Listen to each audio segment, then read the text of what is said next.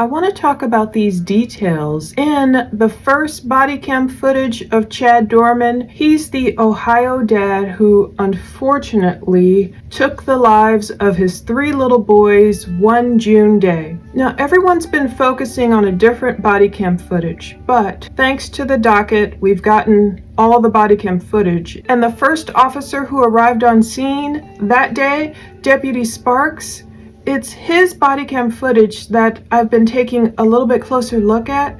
I watched it again, I've scrubbed through it and everything, and I've learned more about Chad's odd behavior and what it could tell us about his personality, his violence, and what it is telling us about what Chad may have been thinking that day. He was calmly smoking a cigarette, at least I think it was a cigarette, in his left hand. So you see more up close of Deputy Sparks when he pulls Chad off of that stoop, off of that porch. Today is Wednesday, July 5th, and Chad was in court today. I've linked to Court TV if you want to watch that whole boring hearing. Basically, the only thing we kind of learned is that a gag order was partially approved or partially denied by the judge. We don't plan to see Chad again in court until September 22nd. So in the meantime, let's talk about this body cam footage that is the least popular one. That I haven't published before. Previously, we watched the body cam footage that was 11 minutes and 52 seconds long. That was from Deputy Popham. And we also watched the 1 minute and 56 second body cam video of Deputy Rudd. They both responded to the home of Chad Dorman in Richmond, Ohio, June 15, 2023. But Deputy Sparks was first on the scene, and he was the one closest to Chad. There's a 4 minute and 41 second video of Deputy Sparks, which I will play in its entirety coming up. He was first on the scene. It gives us a unique perspective. When it starts, you will see that Deputy Sparks is the closest officer responding. He says that he's about 1.5 miles out from the location. 65 Lowland, it sounds like the male's still on the porch. There are multiple children in the yard, non-breathers. 29, you're clear. 1.5 miles out. Unfortunately, that's the part you hear over the dispatch audio, that there are multiple children in the yard. It sounds like she says non-breathers, but of course, the cops, Deputy Sparks, all of them haven't given up yet. They want to see if there's a chance to save these kids or anyone else on the property in danger. I'm gonna kill the siren right here, Sparks says. Chad, I'm gonna kill the siren right here.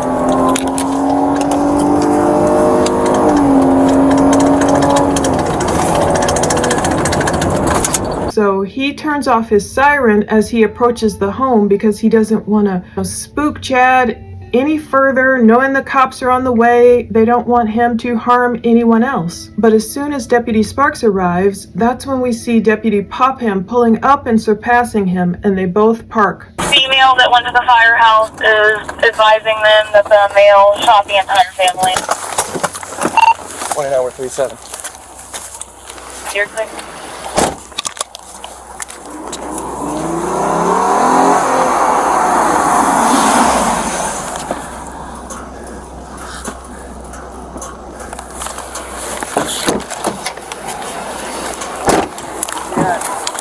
Here. But Sparks sounds like the first cop to yell at Chad and say, "Show me your hands now!" And he's yelling so loudly, Deputy Popham starts yelling too. They're yelling so loudly that we know Chad can hear them. That's the last place we've been told. You show me your hands now! Stand up and walk to me! Walk towards us! And you hear the cops get instructed over the dispatch radio, if he's not complying, shoot him. These kids are in the front, we gotta go. I know, but we need first aid and he's not complying, and you know he's a shooter, shoot him. Again, cops were well within their right to take Chad down. "We gotta go," Sparks said. He was noting that there were kids in the yard. He's like, "We can't wait." Deputy Popham is warning him, "Look, it's no good if both of us are taken out. We have to find cover," so they're trying to find cover behind a camper or the best way to approach Chad. Indeed, you can see the rifle sitting on Chad's left side, so another indication that he's left-handed. The rifle was sitting on his left side. He was calmly smoking a cigarette, which he drops when Deputy Sparks pulls him down to the ground. We can even hear Chad speaking from that far away off of Deputy Sparks' body cam audio. It captures Chad saying something like, I don't know if he's saying it's a rifle or it's a something or it's okay to approach. Stand up! Stand up! We don't know what Chad is saying, but he does have his hands up, splayed in the air. His hands are on his knees, but of course cops didn't know if he was going to reach for that rifle at the last second. But even though his hands are up, he has that cigarette just right there between his fingers, and his black dog is behind him, barking protectively. You know, the dog probably witnessed all this trauma, and the dogs don't know who these cops are coming on his property. But you can much more clearly see the rifle in this vantage point. For the first time, that's when I noticed that cigarette in his hand. I don't know if it's the wacky weed or another cigarette, but it's very telling that Chad could allegedly perform such a horrible action and then just sit there smoking on his porch. I believe there's reasons why. And I'm thinking about it more after I watched Hidden True Crime.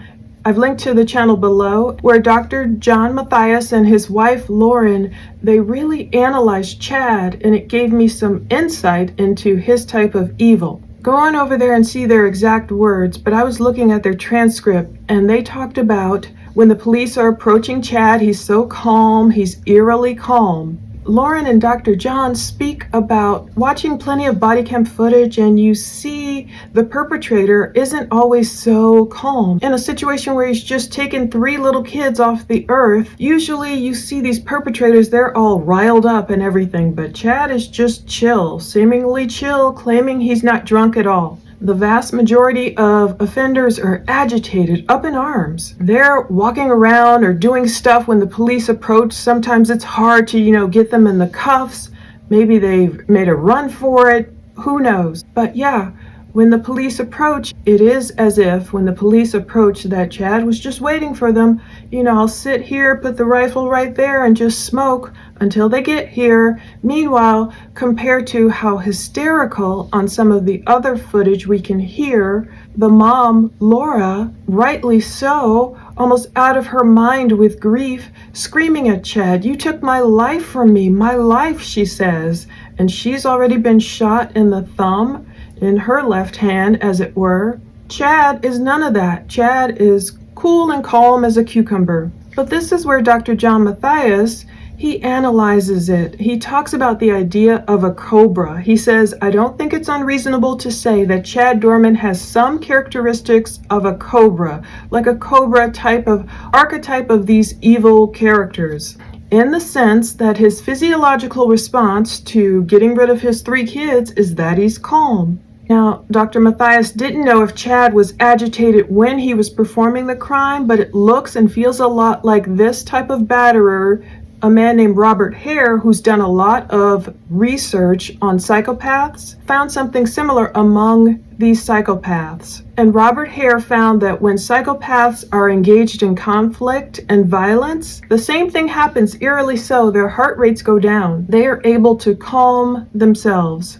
Dr. Matthias does not know if Chad has these psychopathic characteristics, but he did speak of that unusual ability for guys like Chad to be calm when they're wreaking havoc around them. The ability to be calm when they're wreaking havoc around them sounds very antithetical to what us normal or average people would do. Of course, we wouldn't commit the crime in the first place, but anything that violent or that upsetting, you would expect just crazy emotions. Not cool and collected and I'll smoke a cigarette. Dr. Matthias also read from a book by Jacobson and Gottman, and it spoke of a quote of a cobra type, like Chad perhaps, showing evidence of severe antisocial criminal-like traits, and they were highly sadistic in their aggression. So that, I think, from the outset, from my layman's perspective, could describe Chad. Definitely sadistic to think about leaving your wife alive on purpose, perhaps, and making her watch as you take out the little children she loves the most. they talk about cobras being indiscriminately violent. It might be hard to peg Chad as one specific type of wild, violent animal.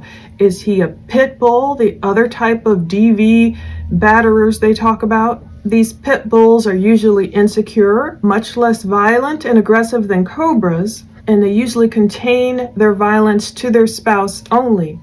Pit bulls might keep the violence in the family, and these are just archetypes. It has nothing to do with pit bull dogs, which I love dogs, so this has nothing to do with that trope about all pit bulls being violent. These are just the names given to the archetypes. But sometimes men in this category of the pit bull can be violent to their children. But with Chad, we know it extended beyond his family. I mean, he enacted the most evil upon his family, of course on his 3 boys directly, and somewhat indirectly, even though it's pretty still directly, on his wife, his stepdaughter, his neighbors, everyone, by committing this horrible act. We know he was violent against his dad. Chad would just summarize it and say, oh yeah, I was here before in this jail when I think me and my dad were fighting. Well, that's a lot different than what the actual court documents are saying, that Chad was literally allegedly strangling or trying to choke his dad. And by his dad not showing up for the hearing, was he coddling his son? Or was he afraid of Chad? If his dad had gone through and prosecuted Chad, and Chad had gone to jail and gotten out, was his dad in fear of what Chad might have done to him? And don't forget, there was a neighbor who claimed that Chad was getting angry at the neighbor's dog barking, came across the road wherever this neighbor lived and threatened to slit the dog's throat. I mean, who does that? If you have a neighbor whose dog is being annoying or being a nuisance, you complain in other ways to the city. You don't go over there and threaten harm or violence against the dog. So it shows you something about his personality. I don't know if Chad is a cobra or a pit bull or whatever his particular manner of evil is, but if he's smoking that cigarette or joint or whatever on the porch after this horrible act, as if he's in the afterglow of sex or something, is it because he was calm, because he had finally enacted the violence he had planned for months? He had finally checked it off and gotten that done, and now he's just smoking and waiting on those cops. Was he trying to calm himself down more? Or was he already just enjoying his calmness? Some people use the smoking as a means to relax anytime, after they eat, after sex, if they need to go to the bathroom. It's just one of those things some people find calming. Why was Chad sitting there smoking? Did he know this will be like my last cigarette? Which leads me to believe, why did Chad have that rifle sitting right there next to him? Was he trying to get the cops to harm him? Was he trying to get them to take him out in a blaze of glory or something? Also, I ask myself, did Chad have the ability to be in such a calm state during all this violent situation was because he was used to violence? Some people, sad as it seems, if they grow up in a violent household or with violence around them, they can become accustomed to that. So much so that some people, if they're not properly healed from it, they like to create a bunch of whirlwind drama around them because that's what's normal to them. Peace can be boring, or, they're used to loudness or fights or whatever going on. According to the online rumors or little online campaign, Chad allegedly came from a good home.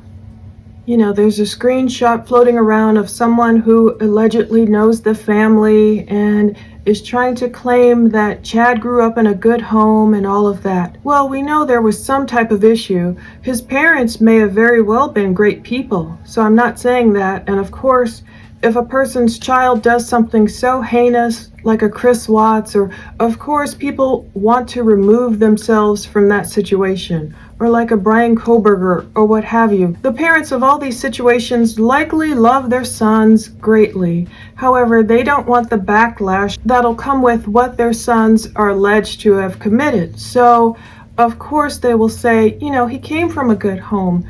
in essence saying this isn't our fault. And at the same time, I too feel sorry for the family members surrounded around these guys who perform these evil acts. Whether, the family coddled them too much or not at all, and they just try to help these guys. It is unfair to me the way the public sometimes pounces on the family members as if you should have known, you should have done this, it's all your fault, mom, dad, sister, or what have you. But at the same time, I believe folks like Chad Dorman's dad, who is trying to kind of cover for his son, saying he must have just snapped, everything was fine. I don't think he's willing to face the fact that no, everything wasn't fine.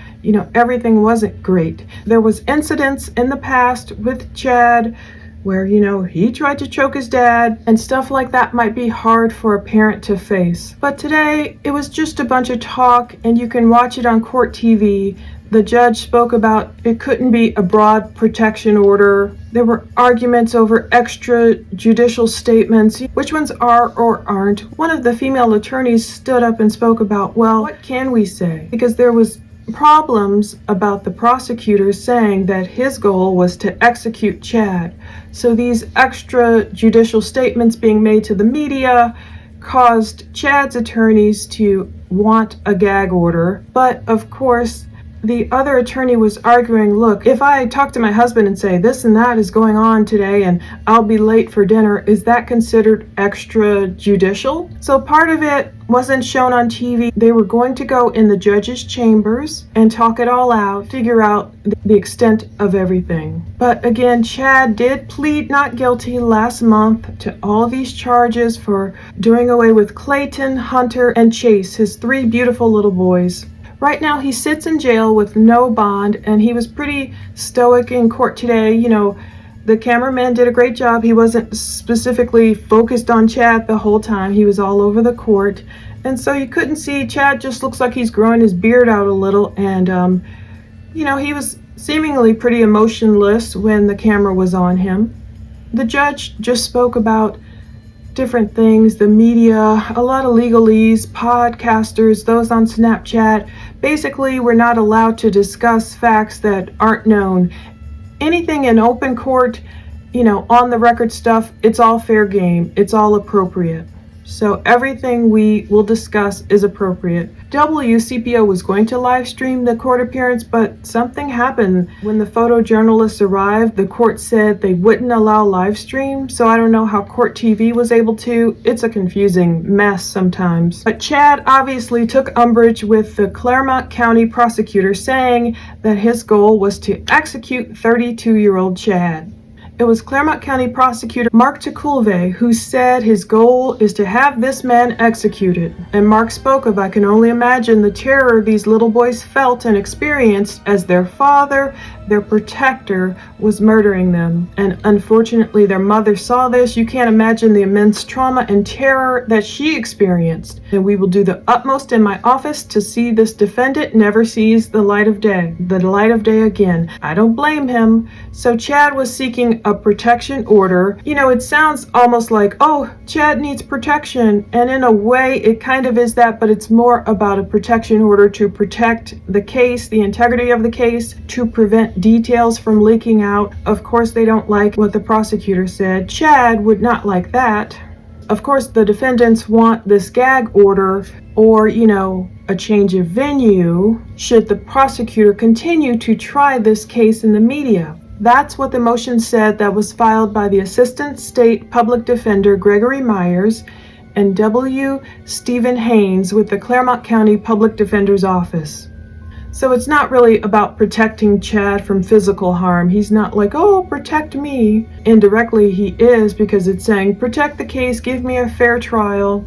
Chad's defense counsel is claiming that in interviews with journalists after Chad's first appearance, there were inflammatory and prejudicial statements being made in the media. But the rest of the talk today was about money and everything, with this being a capital murder case and just a really serious case. It was talk about funding and all those other issues. Experts that will be needed.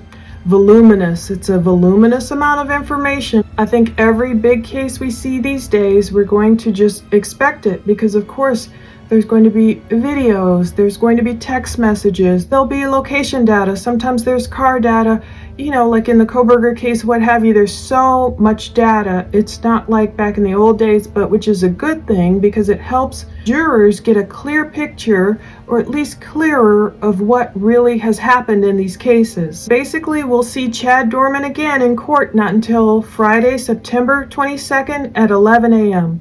That is still another pre-trial hearing. It takes a while for these cases to come around. July, August, September, almost 3 more months, because it takes time to gather all this evidence and get the experts and interview people and do so many things, which is good because I want them to do it right. If one day they do decide if Chad is found guilty, if he gets the death penalty, if he's on death row, if Ohio decides to execute someone, apparently they haven't since 2018, it's a big step, so they want to have all their ducks in a row and do it correctly. That was it for today's court appearance for Chad. I'll link to Court TV, you can watch it over there if you want, and now upcoming is the entire body cam footage where you can see from a different perspective. See what you think about Chad's calm behavior. See if you can figure out what he's yelling over there back to the cops. And unfortunately, you can just see more of his back, the blood-stained shirt, and different angles. You see different perspectives of him being taken down by Deputy Sparks and everything.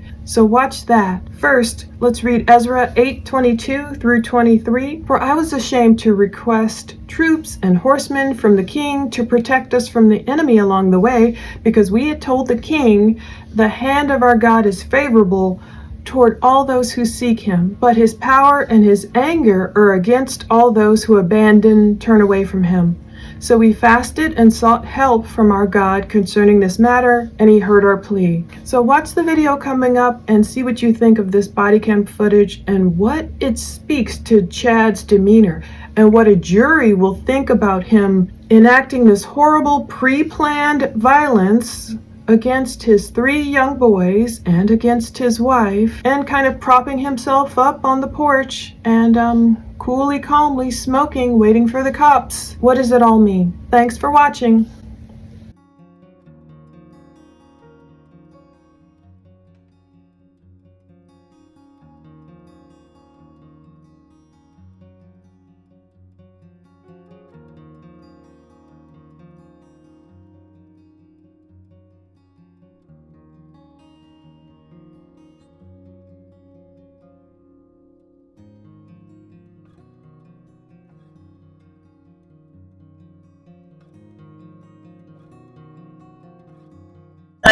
By Lowland, it sounds like the male's still on the porch. There are multiple children in the yard. Non-breathers. 29, you're clear. Mile and a half out.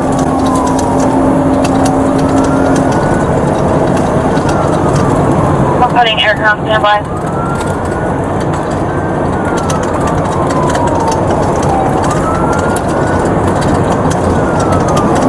It's for information, I can't copy. we're getting ready to be still here. Thanks. Still talking out. Let's just do it now. Hey, son, just give the back channel. Just stay on primary. We're short staffed right now. Everyone can just switch to inquiry.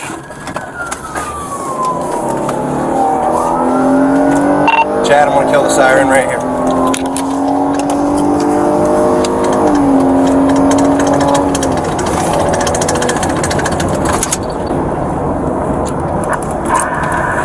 I'm either Chief there.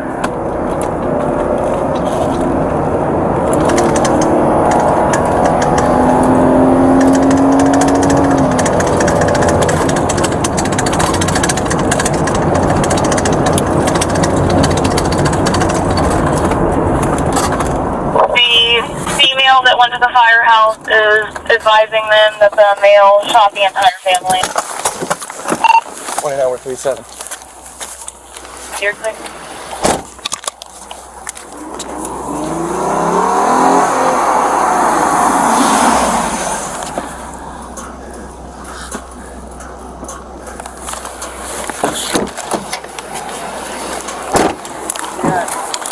Here. Shooter's on the porch. Get him right here. Down on the porch. We've asked, that's the last place we've been told. You show me your hands now! Stand up and walk to me! Walk towards us! Stand up now! Rifle, do we know? Walk towards us! Stand up with your hands up! 29, we got a visual on the male. Not showing his hands, not following commands. Stand up now! Not showing hands or following commands. We gotta go. His name is Chad Dorman. Chad Dorman. These kids are in the front. We gotta go. I know, but we can't. If people need first aid and he's not complying and you know he's a shooter, shoot him. Gotta find cover first. I'm We trying. ain't good if we ain't safe ourselves.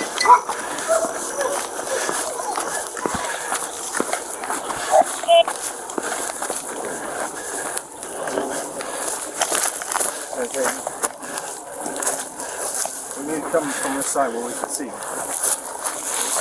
Come take cover. We see him. We're going to approach from this side. We got close. Right here. Six covered. We gotta go. 29 and 63 to check up.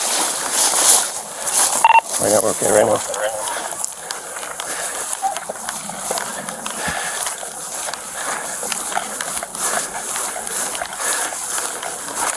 Show us your. Show me your hands now! Stand up! Stand up! Moving. Hold it. Stand up! Stand up now! It's a lot. Stand up! Stand up! Up! EMS is staged and air carrier is going to go ahead and fly whenever any units can arrive. Get your hands out here. 72. Come 21. It's in the air. If you confirm that there's people that need first aid and that's the shooter, he's not complying, they need to take care of the I got it. victim. They have to shoot him and